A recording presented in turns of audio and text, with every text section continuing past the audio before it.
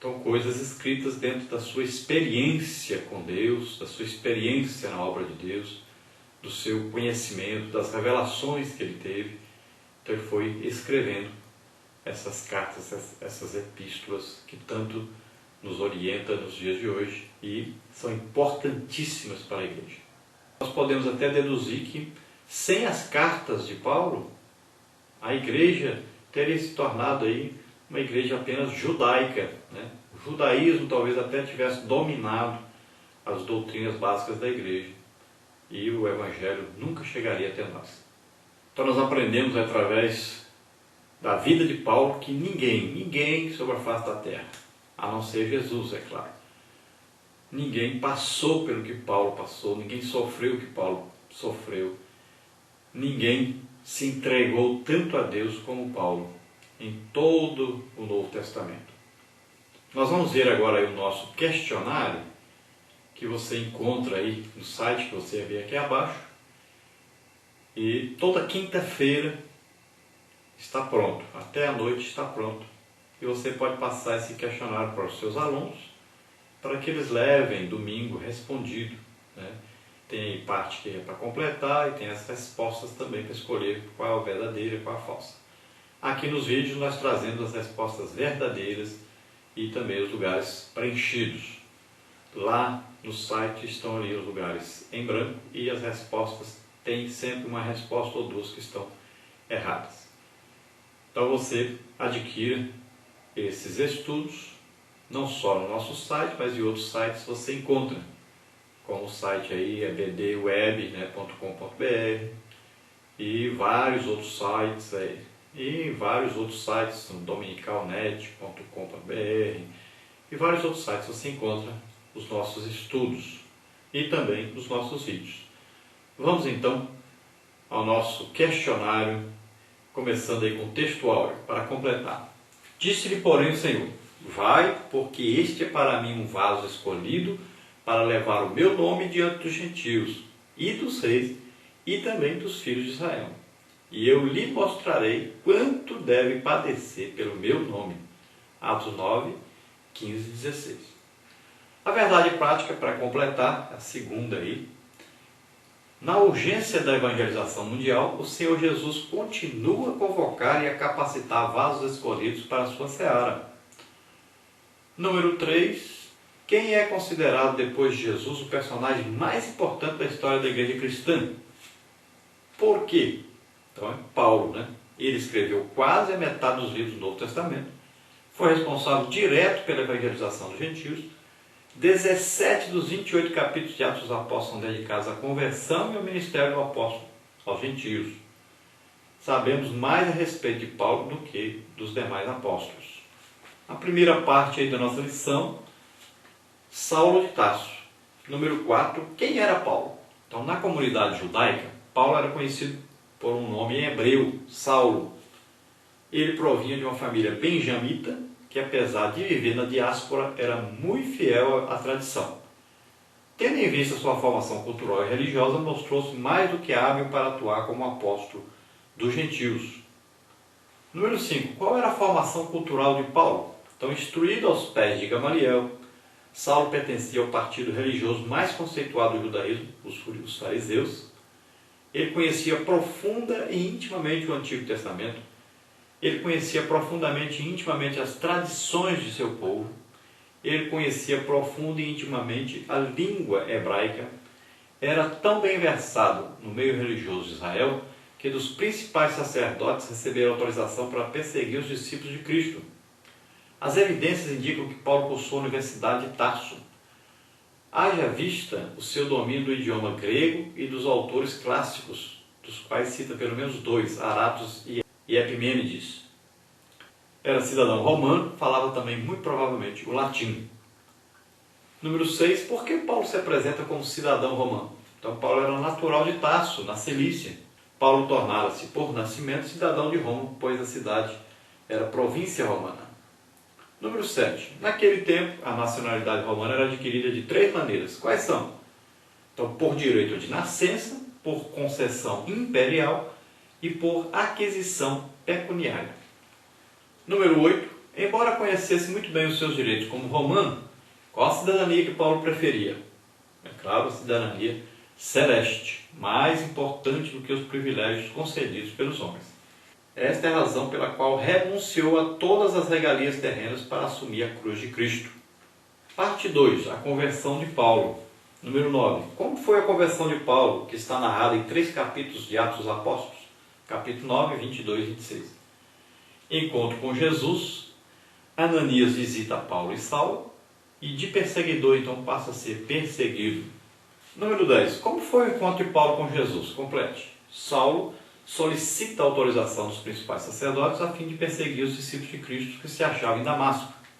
Já próximo da cidade, ele e seus companheiros são envolvidos subitamente por uma luz do céu muito mais forte que o sol, e todos caem por terra. Em língua hebraica, Jesus deu-se-lhe a conhecer. Os que o acompanhavam não viram a ninguém. Aturdidos ouviram sim a voz, mas não entenderam a mensagem.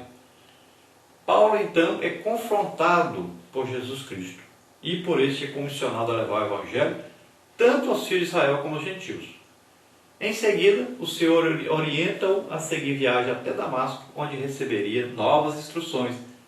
Erguendo-se, Saulo nada enxerga.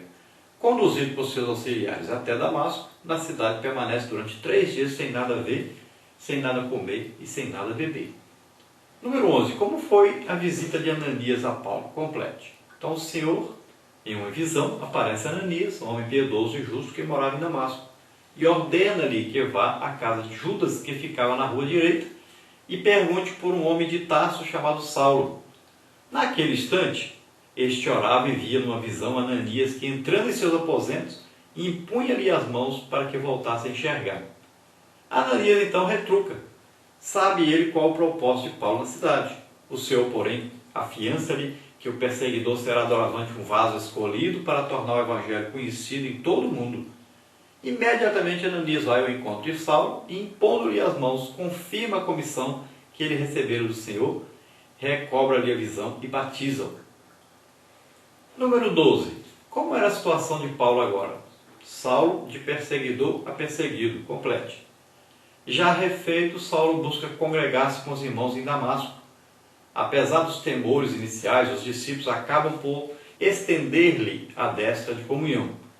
Em ato contínuo, põe-se ele a testemunhar de Cristo a todos nas sinagogas da cidade. Os judeus perturbam-se com a sua conversão e intentam tirar-lhe a vida. Tal plano chega ao conhecimento de Saulo e, para o livrar da cilada, os irmãos descem-no de noite num cesto pelo muro e ele segue em direção a Jerusalém. Parte 3. Propósitos da vocação de Paulo. Quais os propósitos da vocação de Paulo, da sua chamada?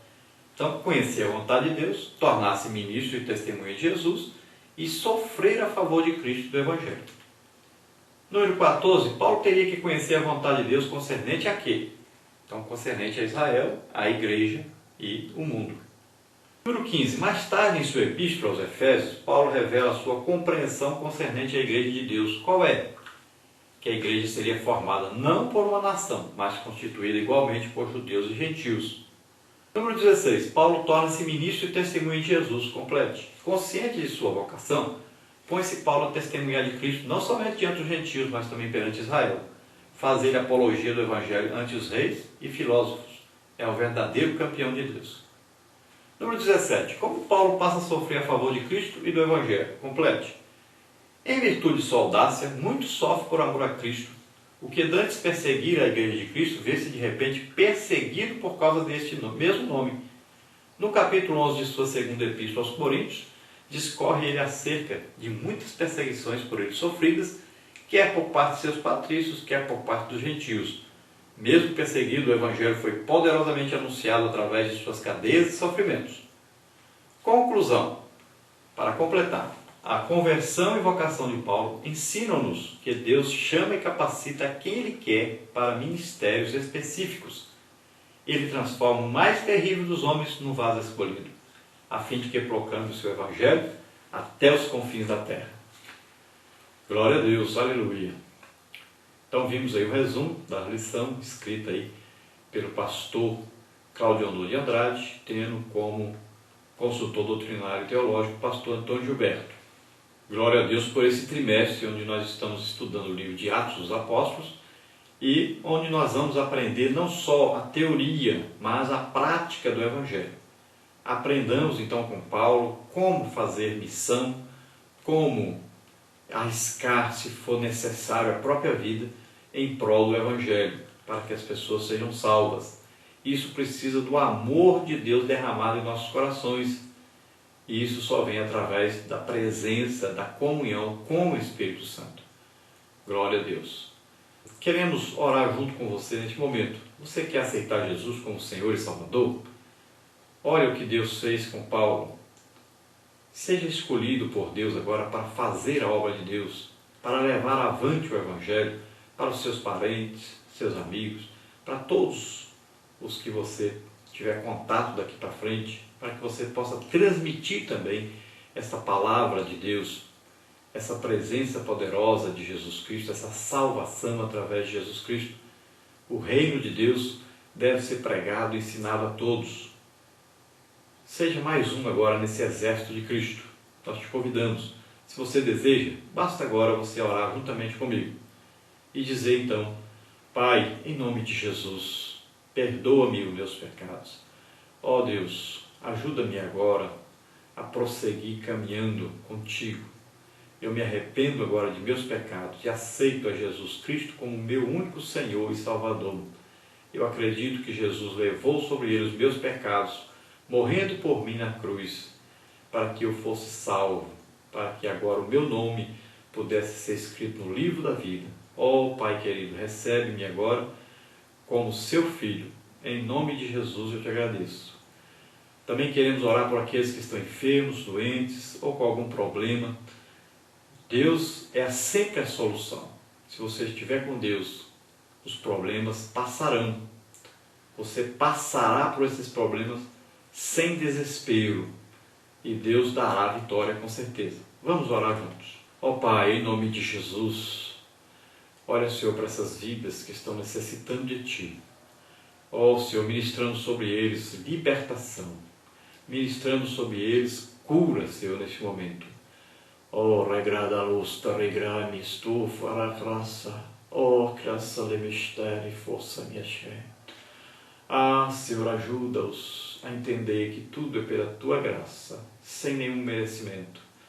Ó, Senhor, ajuda essas vidas que possam ser instrumentos nas Tuas mãos, Senhor. Abençoa, Senhor, cura, liberta. Ajuda, Senhor, nos problemas. Ó, Senhor, que eles tenham sabedoria para resolvê-los. Em nome de Jesus nós te agradecemos. Amém. Glória a Deus.